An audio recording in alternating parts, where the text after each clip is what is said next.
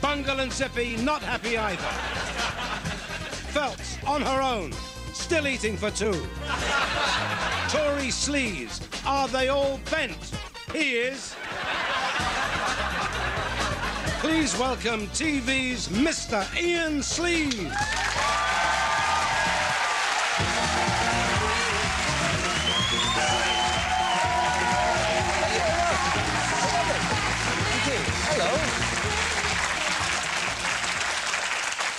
Hello and welcome to the 11 o'clock show. Tory sleaze, they just can't seem to stop it, can they? They've got more skeletons in their closet than in Fred West's basement. But while they're being bombarded with allegations of sleaze, it hasn't stopped the Conservative Party announcing the venue for their Christmas get-together. It's Ford Open Prison, ladies and gentlemen. I'm not bothered. But with every scandal that emerges, there's another one just around the corner. Usually stood there asking, do you want some business, love? First up, Jeffrey Archer. What can be said about Lord Archer that hasn't been said already? I don't know. What about he's a very talented novelist? Never been said. Archer telephoned his friend Ted Francis, who was secretly recording the phone calls earlier this week. Now, Archer should have known something was up when someone claimed to be his friend. Hasn't got any. Very unpopular. The Daily Star have given him until 5 o'clock tomorrow to pay them back the 500 grand. Archer claims he's given all the money to charity. Now, I'm not sure if he means good causes there, or maybe charity is the name of a King's Cross hooker he's never met. Either way, Archer says he can't pay the money as his hands are tied. Thank God, at least it might stop him writing books for a while. In fact, it's got so bad that the Archers even had to pull out of a charity pantomime, and they're going to have to rewrite the whole script, perhaps with a traditional gag or two, like, what do you get if you cross Ted Francis? Well, you get shafted, of course. But enough of this satirical whimsy. Let's get on with the show, shall we? Please welcome the girl who's always on the money, Daisy Donovan.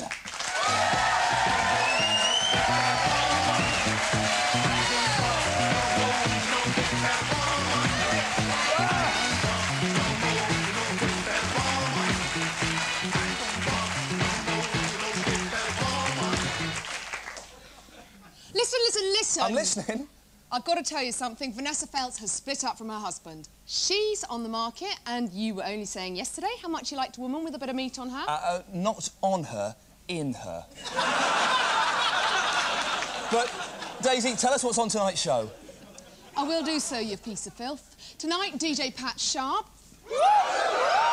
Quicker than that, we'll be here to talk about coming through the mullet-headed nightmare years.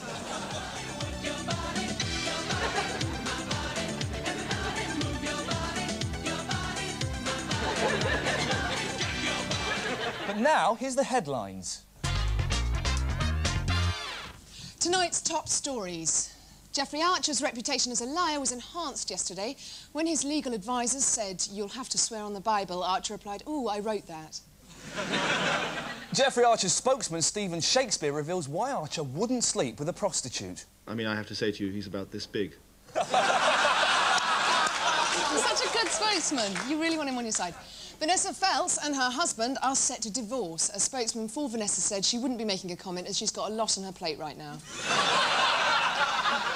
Colleagues have said it's a huge waste. That quote comes from the BBC wardrobe department. Huge waste. It's thought the divorce settlement could involve 6 figures. 48, 59, 48. It's been revealed that the number of caesareans in England has risen rapidly. Prince Philip has immediately demanded that they should all be sent back to Caesarea. It was a day for political gaffes in the run-up to the Kensington and Chelsea by-election. Firstly, for Michael Portillo, when the 11 o'clock show finally cracked his Spanish gay code.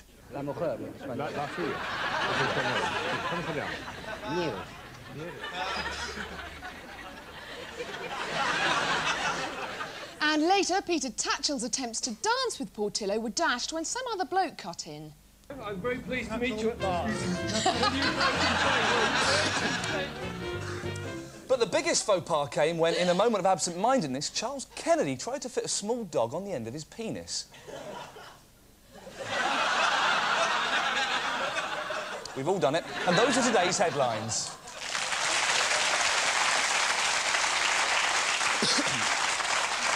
Now, Daisy, Yes, Iain. I was wondering, have you seen the new report on the terrible standards of social services across Britain? What, this one? Yeah, this is the one.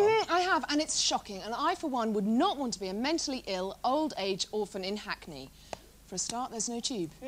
To investigate the scandal, who better than our very own Ricky Gervais? Social services were shamed today as a new report revealed they are severely failing children, the elderly and the disabled. 1 in 10 social services departments, including those in Lambeth, Newcastle and Coventry, have levels of care described as appalling in a new league table.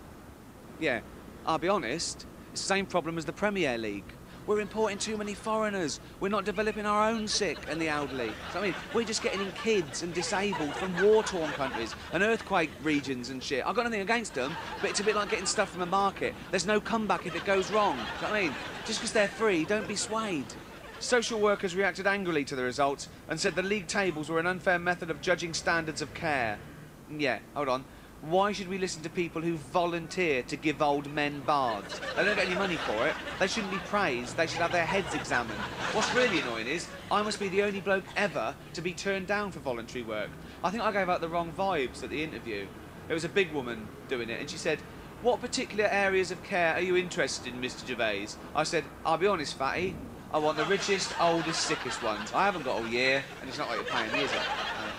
The social services came under further fire as the BBC announced its brand new show, which will parade children in care in front of the cameras in a bid to get them adopted.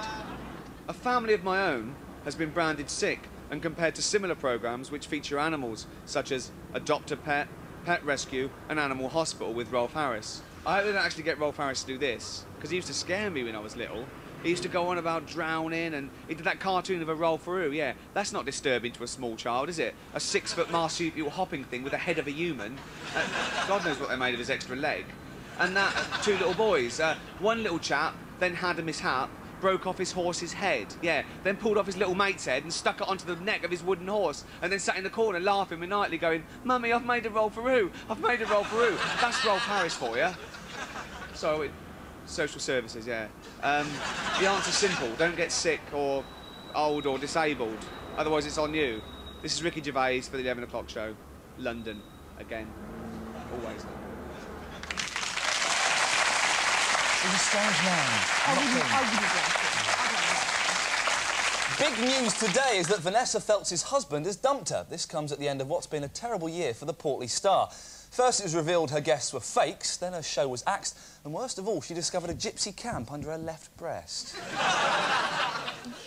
This has all put a terrible strain on her heart, that and the 50 wagon wheels she has for breakfast. Which is why we are saying, aren't we, Iain? We're saying, give Vanessa a break, or a Kit Kat. So, to put an end to the taunts she receives from certain sections of the media, we're now going to make public all the punchlines to Vanessa jokes, therefore rendering them obsolete. It must be remembered that Vanessa Feltz has made a valid contribution to the world of broadcasting. Her show was brave enough to explore sensitive issues in an informed and reasoned fashion. She gave valuable advice to her guests and provided much comfort to people in their hour of need. Vanessa has tirelessly worked to defend her reputation in the face of constant jibes. She has maintained composure and dignity at all times and never once resorted to cheap tactics in order to avenge her critics. Vanessa Feltz is a woman of honour, intellect and compassion who deserves to be left alone. And to show our support for Vanessa, we promise to never show this picture again. Oh, no, sorry, not that one. Oh. This one. Earlier this week, the UK resumed diplomatic relations with Libya. There's only one man who can really tell us the wider implications of this decision. Of course, it's veteran DJ, John Peel. So, John, have you ever had any dealings with Colonel Gaddafi yourself? Well, I think the first time that... It really does annoy me when I do that. I seem to do it every time. Well, I suppose the first time that I ever actually met Colonel Gaddafi, me and Kershaw had gone down to a Christmas party of Carlos the Jackal's. We didn't actually know it was Carlos the Jackal. He was a master of disguise. We presumed it was Alvin Stardust, which of course it wasn't at all. That must have been incredible, John. Is there anyone you haven't actually met? And I remember one of the strange things, Gaddafi immediately recognised Kershaw, I think from the old grey whistle test, and he came up to me, started berating him for not playing enough Bundu Boys, and I remember suddenly we were surrounded by these enormous Bedouin henchmen, and they were about to actually cut off Kershaw's DJing arm when suddenly Gaddafi looked at me and went, "Good Lord, it's John Peel, King of the Mandolin, friend of Rod Stewart, surely God of gods." I was absolutely overwhelmed. That must I remember, have been so nerve-wracking. What was he like? And I remember one of the things that happened that was particularly exciting was we sat down and Gaddafi started complaining about the Western dominance of the hit parade, as he called it. And I remember one of the bizarre things was I noticed that he was letting out these most enormous, very, very loud, noxious bursts of wind from his backside. And I remember Kershaw actually wired a mic up there to record it for one of his World Music Series releases, and he actually released it, remixing it with De La Soul, and I think it was #2 in Luxembourg, or it John, might have thank been you Belgium. very I much can't really for that. remember. We've actually run out of France time. So. Well, just before the break, Chelsea Clinton is ecstatic on being told she can dip soldiers in her eggs. And another dramatic fall from grace leaves Britain's unluckiest street trader with another load of hard-to-shift merchandise. Excuse me, sir, can I interest you in Geoffrey Archer campaign T-shirt? They're only £2. I reckon he's a great British character, like Sir Jimmy Savile. £72, not a penny more, not a penny less. And there aren't many characters about nowadays. You can't compare Archer with Savile, can you? First Gary Glitter, now Geoffrey Archer. Soon we'll have no heroes left. I bought before all the hoo-ha. I thought, you know, for the campaign, but... Take 3, please. You take 3, will you? Yeah. Fight for the wife, sir. The ladies love a bastard, so they love him. But he's human like the rest of us, isn't he? Sorry, sir, it's the old Bill.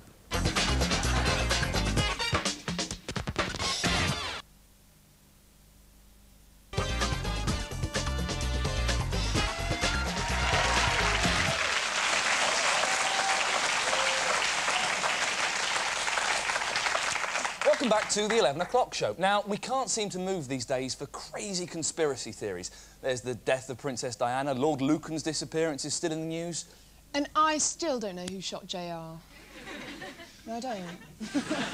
My money's on Joan Collins, but they're not the only crazy conspiracy theories. We've got some others that have been doing the rounds. Theory 1. Government operatives have repeatedly attempted to undermine the sales of the fortnightly satirical magazine Punch by filling its pages with complete bollocks. Theory 2. Not only were the moon landings fake, but so is the moon itself, yeah? 1961, NASA stole the real moon from the sky and sold it to the Russians, who smashed it up to make the bricks for the Berlin Wall. And finally, theory 3. Talented TV star Vanessa Feltz is not getting divorced. She has, in fact, been kidnapped by aliens. Apparently, they're hungry and have taken her to feed their starving planet. She's a very good cook. And those are our top 3 conspiracy theories.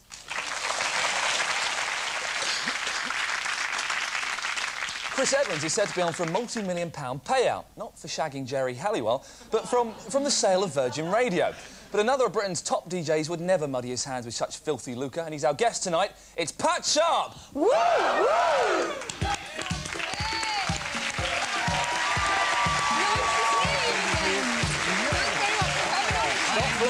Come on, Pat. Take my hand. Take a seat, please. Thank you. Look at me. Thanks. Nice people here. They're lovely people. Very nice. All friends of ours, all friends of yours, Pat. Of course. What do you think of Chris Evans? He's... Be honest, come on. Redhead? Yeah. No hair, but he's got a red head. I don't know. What's the connection between Virgin Radio and Jerry Halliwell? Both got a ginger twat. You can cut that bit out. No, I think we'll leave it in. It's your show. Now, Zoe Ball has recently announced she's going to leave Radio 1 because she's going to have a nervous breakdown. Can you cope with the pressure, all the fans, the screaming girls? Well, there's always girls screaming at my door trying to get out, but no. I think the thing with Zoe Ball, she's been doing it about 20 minutes and I've been doing it nearly 20 years, so she should hang on in there. It gets easier. Really? Yeah. Just stick with it. Oh, always. You've been doing it for 20 years. You used to work at Capital Radio with Chris Tarrant, didn't you?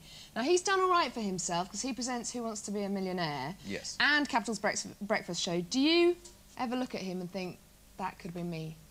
No, because I used to be on after him, so I was quite happy with him as my warm-up man. Very nice. Nice. And Chris Evans tried to revive listening figures by having a fling with a famous ginger pop star, as we all know. Would you ever pull a stunt like Jerry Halliwell? And I said stunt. No, I don't think she'd have me either, because I'm older than Chris. I'm, you know, far too old and married and stuff, yeah. Well, in that case, what would you be prepared to do to boost your profile? Oh, boost my profile? Just come on this show. That'll do it. That'll get you 3 more listeners. You're probably Britain's most famous DJ. I'll say that. You must know all the secrets of the DJ world. Oh, I do. I know them all, yeah. You do, don't you? I want to get you to confirm or deny these rumours that are knocking about on the internet. OK, and Daisy. I'm going to read out, and you say true or false. OK. True or false? Bruno Brooks was once so moved after playing Bright Eyes that he wept on a mattress under the desk. Without a doubt, true. It is absolutely true, in fact. OK, here's the second one. True or false? Because of her childhood, Zoe Ball can't go more than 6 seconds without thinking of a number. I would say that that's probably true as well. It is absolutely true. I'm doing all right? Yes. Yeah, doing very well. Dave Lee Travis, the hairy cornflake, could only broadcast on radio with his knob in a bowl of soup. I don't know about that one. It's true, minestrone. Yeah. And finally, Chris Moyles once got so hungry during a show that he ate an OMD album. That's probably true. Chris is a big boy. But a nice guy and a good DJ. Now, Pat, you do have a special place in our hearts for the spectacular hairstyle you sported in the 80s. Thank you very little. Take a look at that. Lovely. Didn't you put that on last night with Peter Stringfellow, didn't you? That's your dad, isn't it? That's what you said. You said I was his love child or something. The similarity is remarkable. Well, he's kept his lovely mane. Why did you lose yours? Oh, because it was, you know, past its sell-by date by about 10 years. 10 years. Do you know, I don't think the mullet will ever go out of fashion. No? Never will. Never in, really. But now, DJs get paid loads of money on New Year's Eve. I think you're playing at a club in Maidstone, is it? Well, I think it's a like a cafe, rock cafe. A rock. I don't know yet. I'm not sure. You don't have a clue. But we think you might have sold yourself a bit short. We took the liberty of approaching a few clubs on your behalf. This is what they said. Cream said we'd pay him £1,000 not to do it. I'm afraid. That's because they're really trendy, you know? They're trendy places. Exactly. They don't want me. The Ministry of Sound said, as long as there is a hole in my arse, he'll never play here. But you don't want them. You don't want them, Pat. You don't need them. I'm quite pleased to hear that, actually. But finally, we've got some good news on the last one. Home, the club Home, said when he grows his mallet back, we'll have him. Yay! Well, I kept it. I kept a little piece. Good. But this is absolutely true. Extreme, spelt with an X, no E, in Newbury, say they'll pay you £2,000 and you get a free drink. Well, there you go. That can't be bad for a night's work. Should we put in a call for you, do you think? I think it's good, because the There's a place... buffet? Well, the place I'm going to, I'm paying them, so it's all right. Ladies and gentlemen, he's very good. Pat Sharp!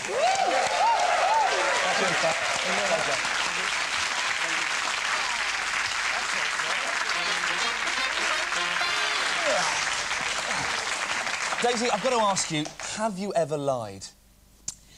Iain, you know, all women have to lie to men from time to time. Well, what do you mean? I don't believe you. Show me how long a foot is, then. Told you. I knew I was right. But what does the British public think is an acceptable lie? Well, I went to find out. With one of Britain's greatest ever liars being found out and shamed this week, I've come here to London to find out if the truth really is sacred. When is it acceptable to tell a lie? When you're going to get in trouble. What sort of trouble? Any trouble at all. What was the last lie that you told? I can't remember. That's a brilliant one. Why did you say that to them? Say that to who? Is telling a girl you love her just to get a shag, is that an acceptable lie? Sometimes. Yeah, sometimes. Have you done that? Many a time. If a really ugly woman was trying to get you into bed, would you lie and tell her you were gay? No. Would that be too much of a lie for you to tell? What's a totally different lifestyle? I'm not saying you have to actually adopt the homosexual lifestyle. You can just say you're gay. I've told loads of birds. Joanne, Sylvia, Rita, you know, whatever. You tell them whatever it takes to get your fingers wet. Sorry? You tell them whatever it takes to get your fingers wet. Well, yeah. More than prick. You have to lie to the following questions to the best of your ability, OK? And at the end, you get a mark out of around about 7, all right? You understand? Here we go, first question.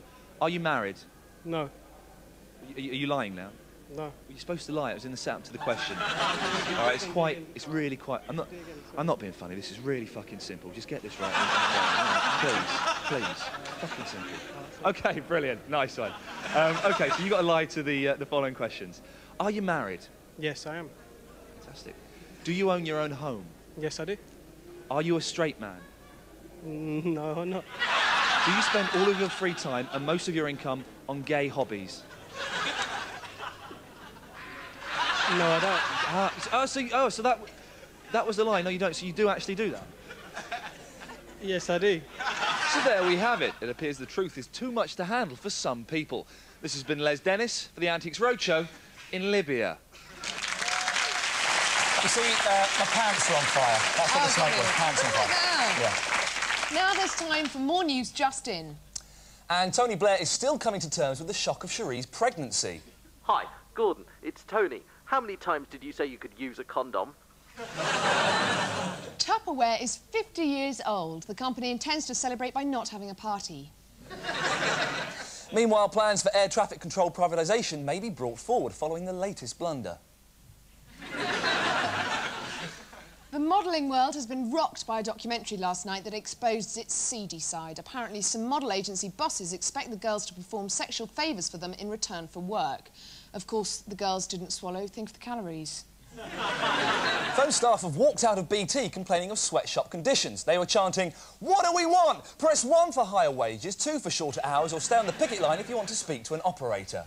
And that was the news just in. And for more on that disturbing welfare report, we go over live to Ricky Gervais in London. Ricky, will this report improve the standard of care in Britain? Well, Iain, the government seem reluctant to spend money, but it seems to me that it's down to the individual. And how should individuals go about helping? Well, take me, for example. My next-door neighbours in Reading, they're an old couple, and they had a lad like that Dustin Hoffman in Rain Man, and he wasn't allowed out by himself, and I said, I'll take him out. So he went down the casino. I thought I'd make a mint, yeah? I said, bet 2 for good and 1 for bad. I lost 40 quid in 2 minutes. He was rubbish. So I was testing him. I was throwing down, like, toothpicks and going, how many, how many? He was looking at, oh, I don't know. I said, there's 7. I can see there's 7 for me, you gimp. So I don't bother with volunteer stuff anymore. It's not, there's nothing in it for me. OK, Ricky, thanks very much. Oh, thank you very much, Iain. I'm the host, yeah. Tomorrow night, our special guest will be Pope of Pop, Jonathan King. But just before we go, a challenge. If you can find a gayer televised competitive sport than this, then we want to know about it. Yes, we do.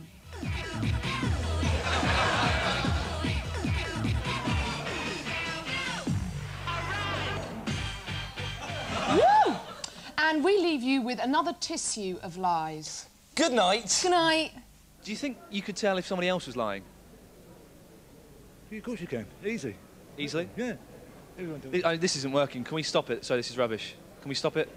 This is rubbish. This is the worst one we've done. We'll stop it there. Sorry, it's not going to... Ah! I was lying there. This is going very well indeed. Have more faith in yourself. That was a lie, but you didn't spot it, did you? No, you covered it, that's why. No, this bit's a lie. It is going really badly, actually. We will stop it there, sorry. Sorry. We'll stop it there. No, sorry.